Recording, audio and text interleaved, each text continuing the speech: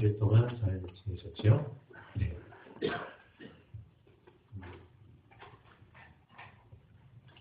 2015년도에 우리가 꼭 붙잡아야 될 단어가 있습니다.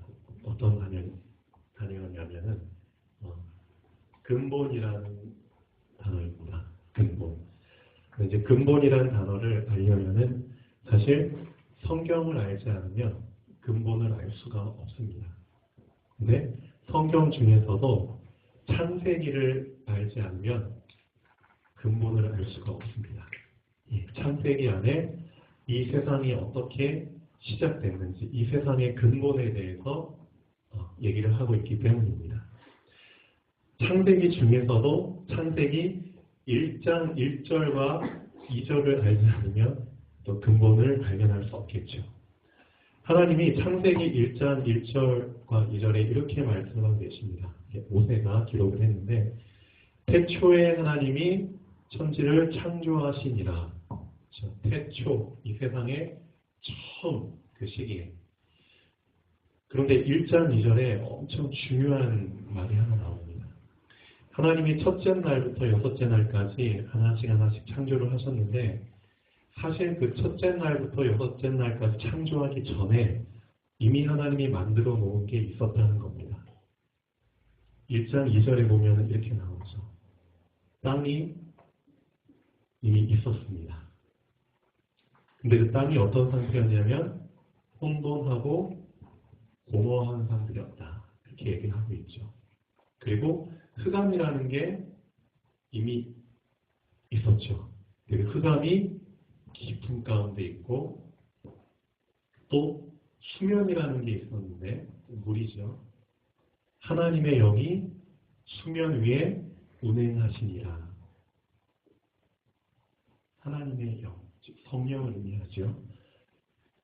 자, 왜 1장 2절에 이거를 언급을 했을까요? 우리는 이제 쉽게 넘어갈 수 있는 부분입니다. 그냥 하나님이 아무것도 없는 상태에서 이 세상을 첫째 날부터 만드셨나 보다 하고 이제 그렇게 우리가 알고 인식하고 넘어갔는데, 사실은 하나님이 이 세상을 창조하실 때 이미 그 근본이 되는 것들을 만들어 놓은 상태에서 그 가운데서 다른 것들을 만드신 겁니다. 그게 바로 땅과 물입니다. 예. 이 비밀을 우리가 또 깊이 발견할 수 있겠죠. 제가 신앙생활 하면서 어떤 부분을 좀 많이 느끼고 있냐면요. 하나님의 말씀을 읽다가 예전에 깨닫지 못했던 것, 예전에 발견하지 못했던 것들을 하나님이 하나씩 하나씩 발견하게 해주실 때, 그때 제 안에서 어떤 부분들이 느껴지냐면 하나님을 좀 더 친밀하게 좀 느껴지는 그런 것들이 제 안에 막 생겨나더라고요.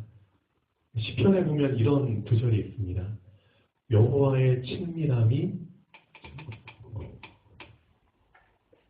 여호와의 친밀함.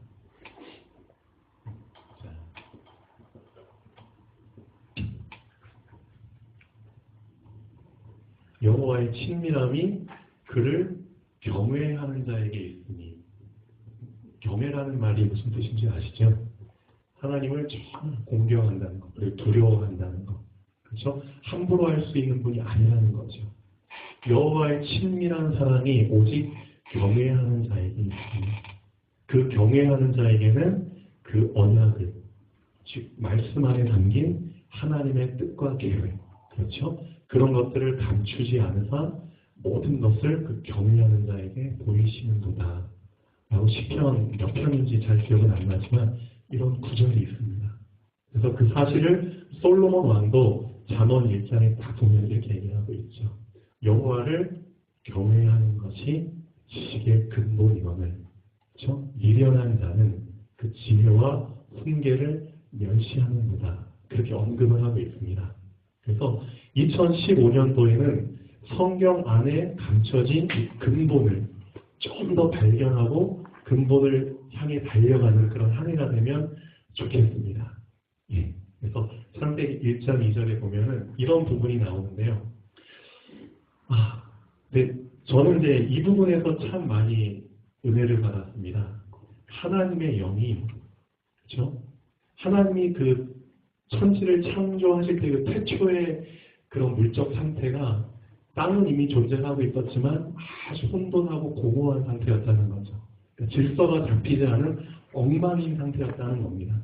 그리고 깜깜하기 때문에 아무것도 보이지 않는 상태였잖아요. 그 흑암이라는 게 땅과 물을 완전히 뒤덮고 있으면 아무것도 안 보이는 그런 어두칙칙한 상황에서 왜 하나님의 영이 수면 위를 쫙 조용히 운행을 하고 계셨을까? 되게 궁금하더라고요. 그래서 제가 출퇴근하면서 1시간 넘게 이제 출근하고 또 퇴근하면서 이 구절을 참 많이 묵상을 했습니다, 요즘. 근데 이제 요즘 이제 그 일출 시간이 좀 늦잖아요. 7시 한 10분, 20분쯤에, 30분쯤에 이제 해가 뜨는데, 참 감사하게도 제가 이제 7번 국도를 따라서 쭉 가면은 바닷가 해안도로 쪽으로 이제 쭉 갑니다. 그때 이제 빨간 해가 저기 수평선 넘어서 이제 조금씩 올라오는데, 그걸 보고 나서 이 말씀을 딱 접목시켜서 해석을 하게 됐습니다. 수면이 쫙 있는데, 해가 빨간 붉게 타오르는 해가 조금씩 올라오면서 해의 빨간 기운이 수면 위에 쫙 퍼지는 거예요. 그런 거 알고 계시죠? 예. 그거를 직접 보면서 그 따뜻함이 수면을 쫙 덮을 때, 아, 하나님의 영이 어떻게 보면은 이제 곧 이 땅과 물을 두고 아름다운 세상을 창조하실 텐데, 창조하시기 전에 이미 하나님께서는 이 어떻게 보면 혼돈하고 공허한 상태였지만 거기에 하나님의 따뜻한 사랑으로 그 사랑을 품고 운행을 하신 게 아닌가 그런 마음이 들었습니다. 이미 창조할 때 하나님은 그 사랑으로 그렇죠. 어떻게 보면 창조하기 전에 이 상태는 되게 무질서하고 보잘것 없는 거였지만 그 사랑을 품고 그 수면을 운행하신 게 아닌가 그런 생각이 참 많이 들었습니다. 결국 태초에 그렇죠? 어떻게 보면 근본 이 근본의 시간표에 하나님은 사랑이라는 것을 가지고 시작을 하셨구나 라는 생각이 참 많이 들었습니다. 그래서 언제 한번 여러분들도 일출 한번 보실 때 이걸 한번 접목시켜서 한번 보시면 참 좋을 것 같습니다. 실제 그걸 보면은 그 장관이 어마어마하죠. 그 빨간 기운이 수면을 쫙 이렇게 퍼지면서 덮는데 너무 따뜻함이 많이 느껴지더라고요. 그렇구나. 하나님은 이미 사랑을 가지고 이 세상을 창조하셨고 그 사랑 속에서 우리를 만드셨구나. 사랑이 없으면 아무것도 사실은 될 수 있는 게 없구나. 사실은 사랑을 놓쳐버리면 근본을 놓쳐버리는 거죠. 그렇죠. 자, 제가 이제 주엄마가 임신할 때, 특히 이제 여자들은 결혼을 하고 또 임신을 다 하잖아요. 그러면은 이것도 마찬가지죠. 임신하기 전에는, 자기가 먹었던 것, 자기 이제 그 체질대로 생활을 하죠. 그런데 어느 날 이제 딱 병원에 가가지고 임신하셨습니다. 라는 소식을 딱 접하게 되면은 그때부터는 어떻게 되나요? 생활 패턴이 달라지죠. 임신을 했기 때문에 혹시라도 아기한테, 그렇죠? 태아한테 안 좋은 것이라도 있으면 그것을 이제 끊게 되죠. 내가 좋아했던 것들, 또 나의 이제 식습관들, 그런 패턴들이 이제 다 아기 중심으로 바뀌게 되는 겁니다. 그것도 어떻게 보면은 사랑이라는 거죠. 사랑. 예. 아기가 우선이 돼버리는 겁니다. 예. 자, 근데 이제 태어난 아기는 그런 걸 잘 모르죠. 예. 우리는 그런 사랑을 사실 엄마 뱃속에서 10달 동안 받고 태어났는데, 그리고 또 이제 성장을 하는데, 근데 아이들은 그런 사실은 잘 모른다는 겁니다. 제가 어젠가 병원에서 이제 잠깐 로기 TV를 잠깐 보는데 이런 내용이 나오더라고요. 요즘 이 시대가 얼마나 그 사랑이라는 걸 놓쳐버렸기에 자식들이 이제 부모한테 말도 안 되는 요구를 하는 거예요. 사실 부모, 엄마, 아빠한테 중요한 부분들은 의논을 해야 되잖아요. 자기를 길러줬고 또 이제 모든 부분을 서포트 해줬기 때문에.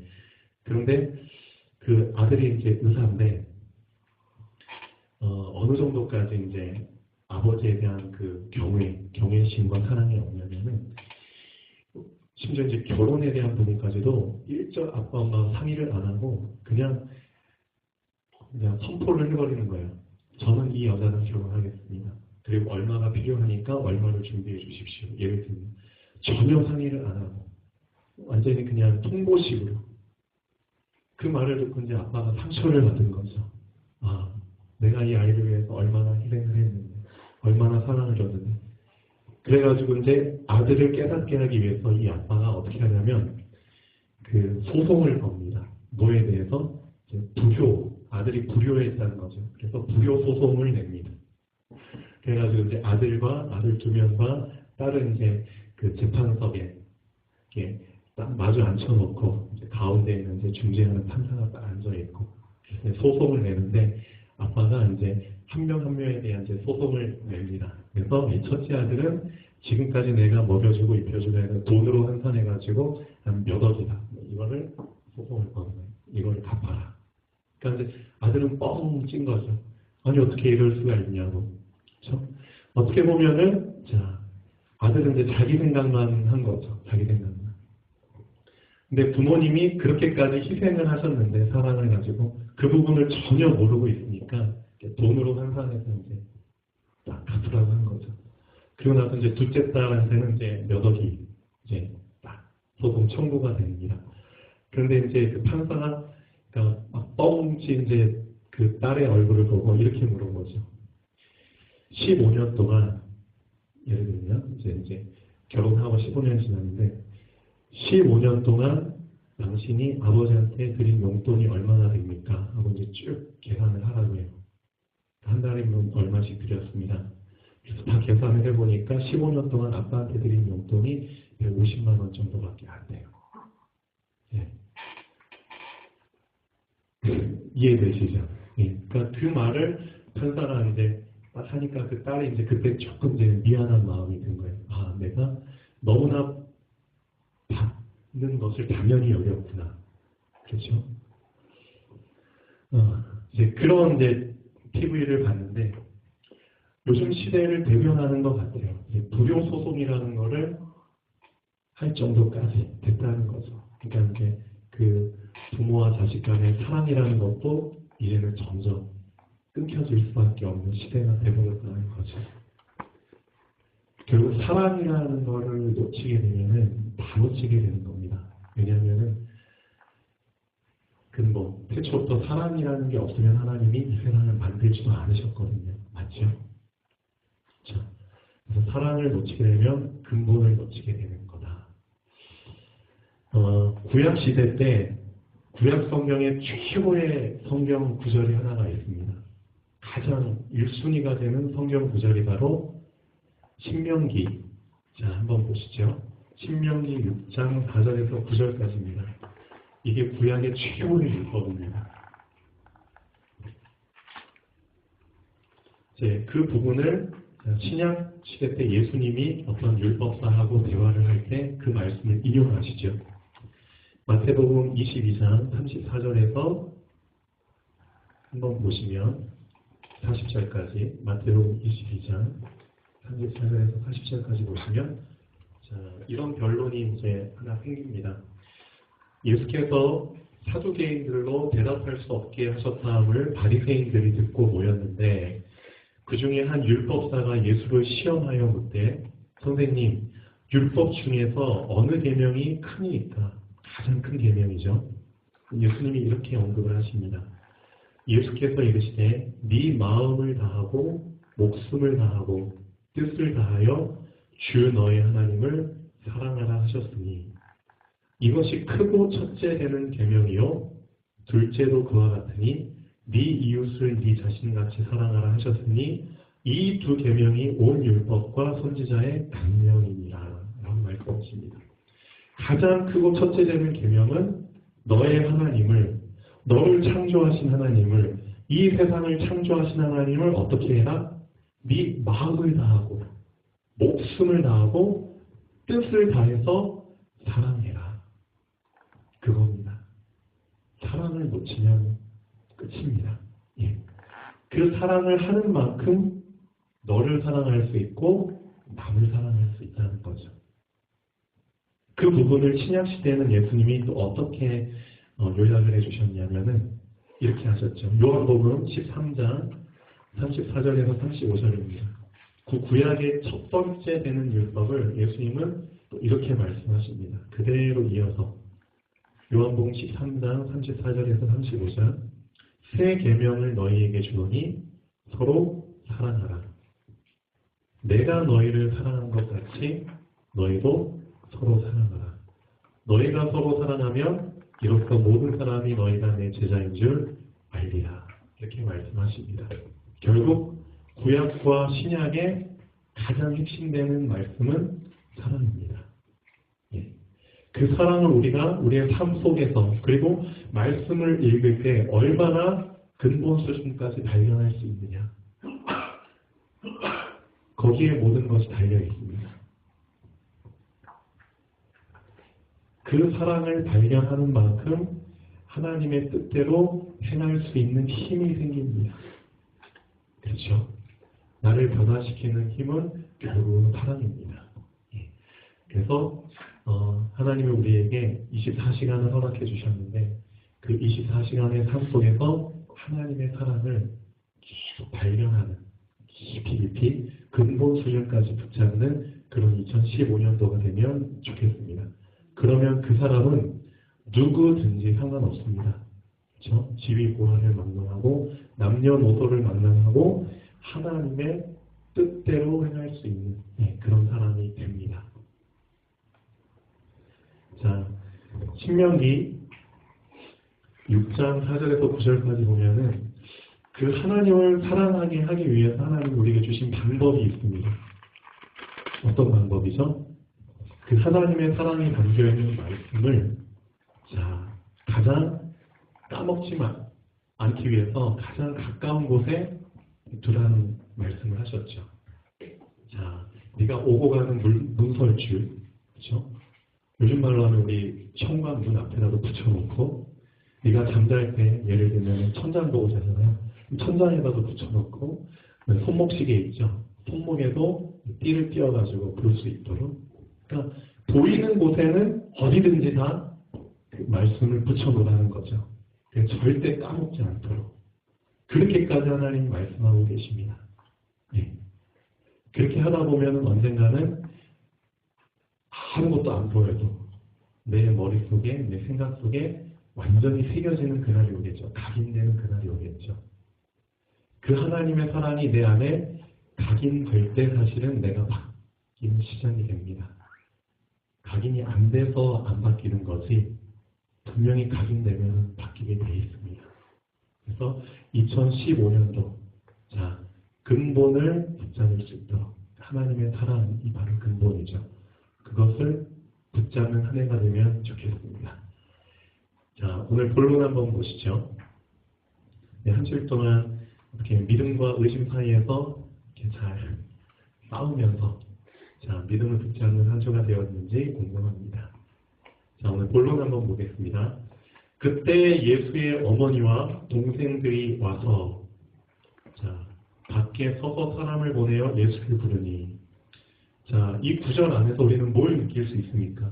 사실상 예수님과 가장 가깝게 지낸 사람들은 이 무리들이 아니고 예수님의 어머니와 자기 형제들입니다.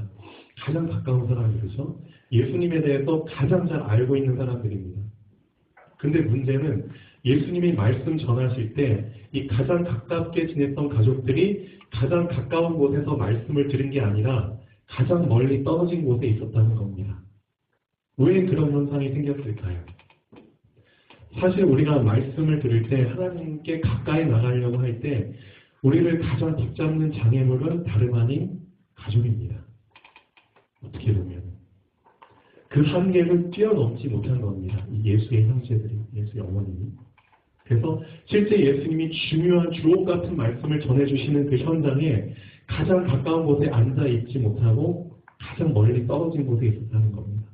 그리고 어떤 오해까지 하고 있었죠? 저번 주 말씀처럼 바리새인들이나 사람들이 예수님을 미쳤다고 잘못된 소문을 퍼뜨렸죠. 그 소문을 믿은 겁니다. 어떻게 보면. 그래서 예수님 말씀 전하지 못하게 하려고 어떻게 보면 부른 거죠. 밖에서.